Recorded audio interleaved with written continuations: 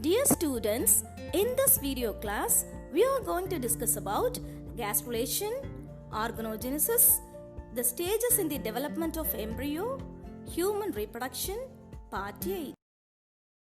We have discussed up to the implantation of the blastocyst in the last class, right? We already know the structure of the blastocyst. It consists of a single layer of flattened cells called trophoblast and a cluster of small rounded cells called inner cell mass or embryoblast. Finally, trophoblast give rise to placenta and the embryoblast give rise to embryo through the germ layers. After implantation, the inner cell mass of the blastocyst differentiates into epiblast and hypoblast. Following implantation, the blastocyst in the endometrium of the uterus starts another process known as gastrulation.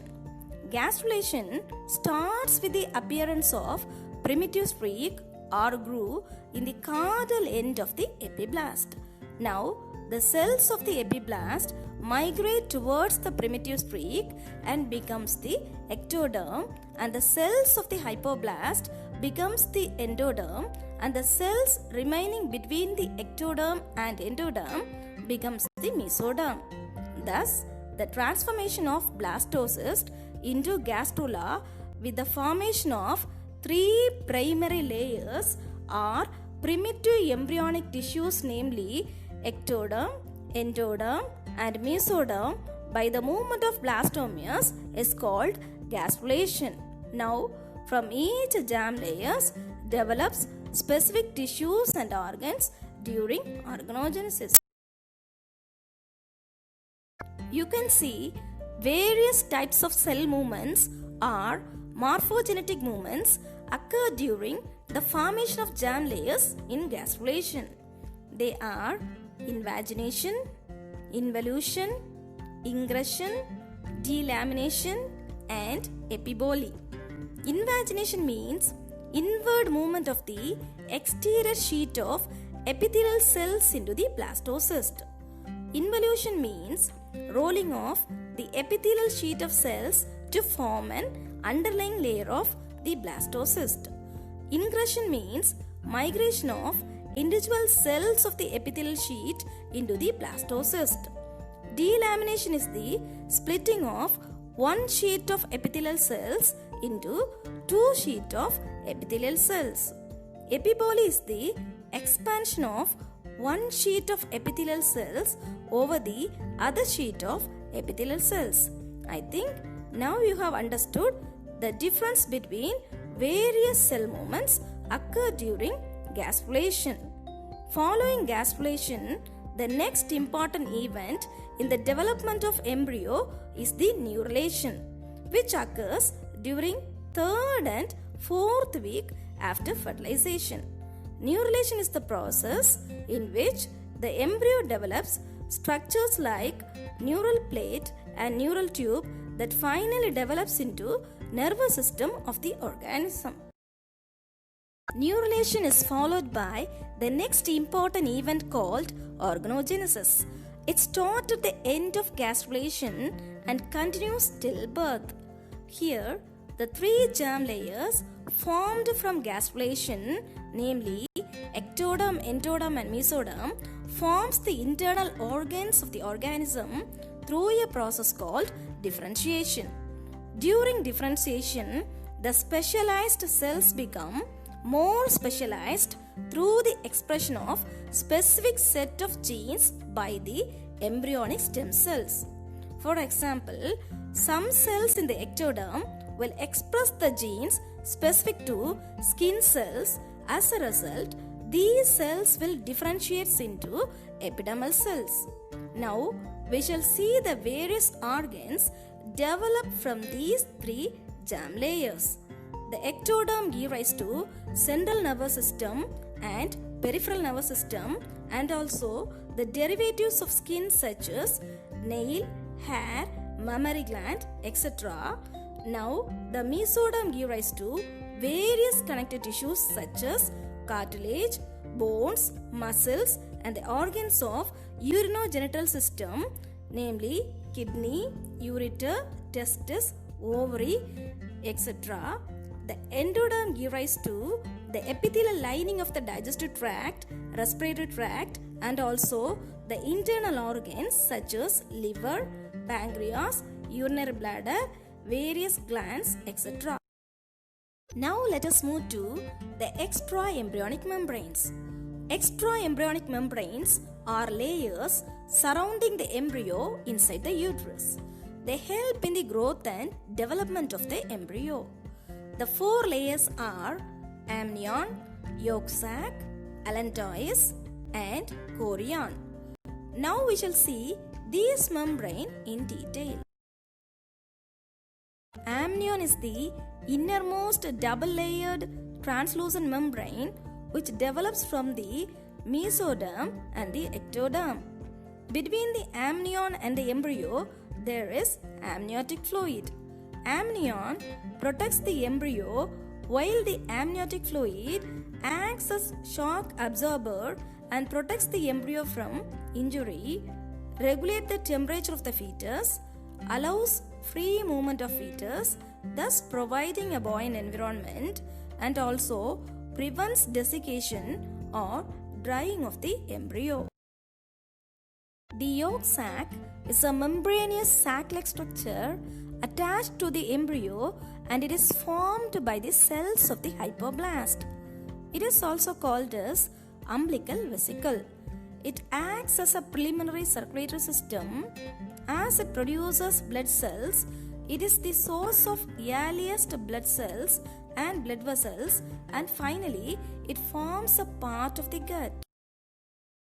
Allantois develops from the endoderm as a small pocketing at the caudal end of the yolk sac. It is the structural base for the umbilical cord that links the embryo to the placenta. Finally, it becomes the part of the urinary bladder. Allantois and yolk sac becomes the umbilical cord and helps in the exchange of gases, supply of nutrients, and the removal of liquid waste from the embryo. Chorion is the outermost double-layered membrane filled with chorionic fluid. It is formed from the trophoblast and the mesoderm. Finally, it forms the fetal part of the placenta. The main function of the chorion is to protect and nurture the developing embryo.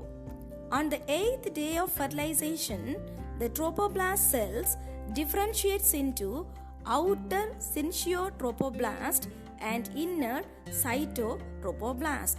Now, the syncytotrophoblast give rise to finger-like projections called chorionic villi, which invades the endometrium and makes contact with the maternal blood vessel and helps in the transfer of nutrients from the maternal blood to the fetal blood vessel.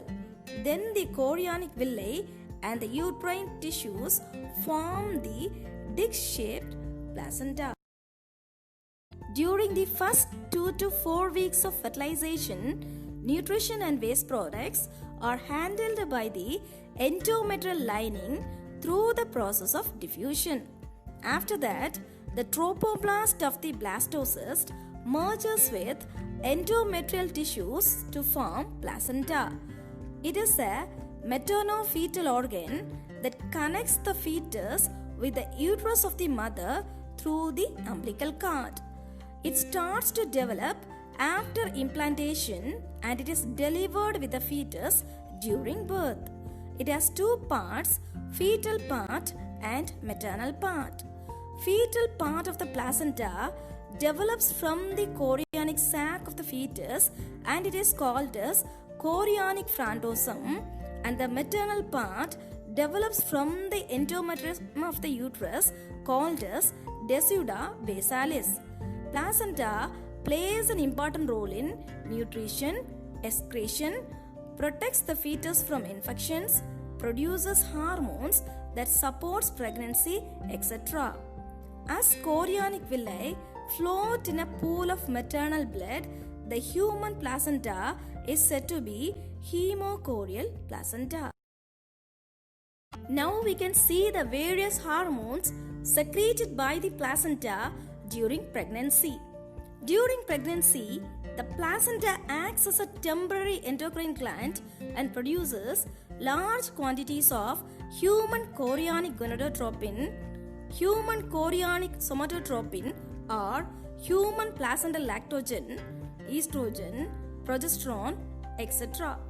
Of these hormones, human chorionic gonadotropin, human placental lactogen, and relaxin are produced only during the period of pregnancy.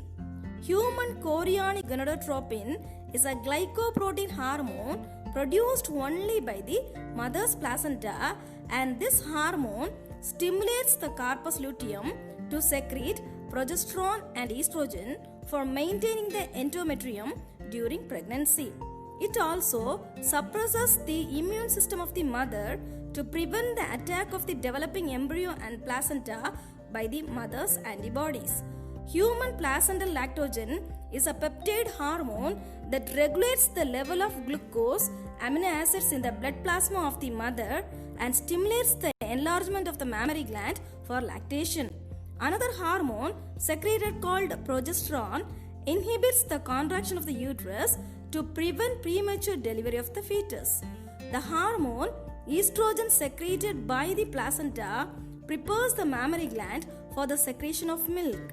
The hormone relaxin secreted at the later stage of pregnancy increases the flexibility of the joints and ligament of the pelvic region and prepares the mother for the delivery of the fetus.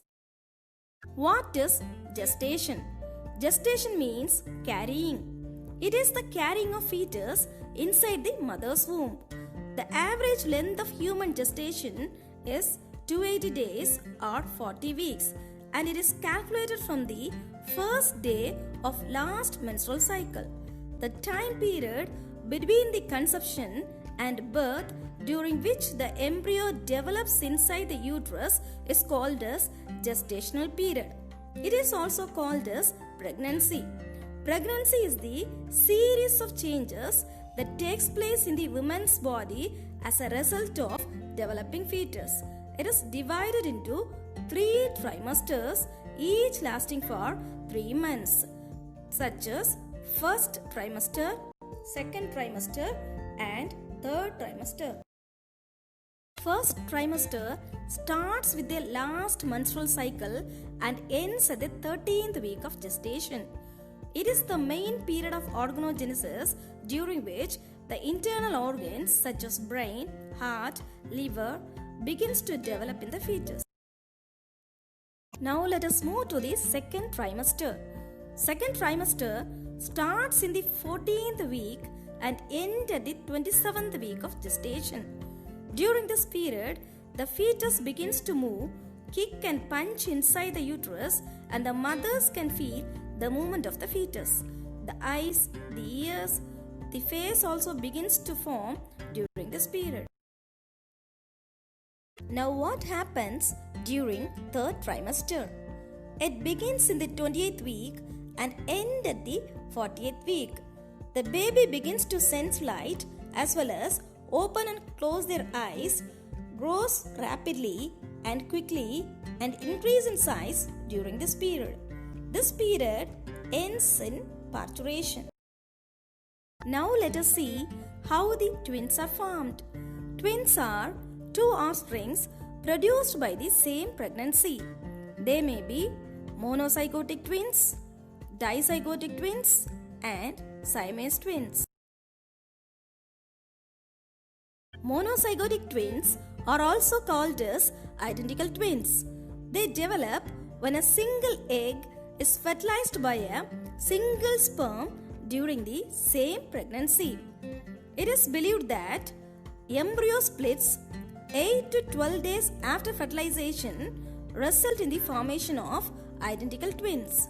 They are always of the same sex, that is, both the sex will be either male or female. They are genetically identical and they share the same amniotic sac and placenta. Dizygotic twins are also called as non-identical twins or fraternal twins. They develop when two different eggs are fertilized by two different sperms during the same pregnancy. They may be of same sex or different sex, that is, both of them will be males or females or one male and one female.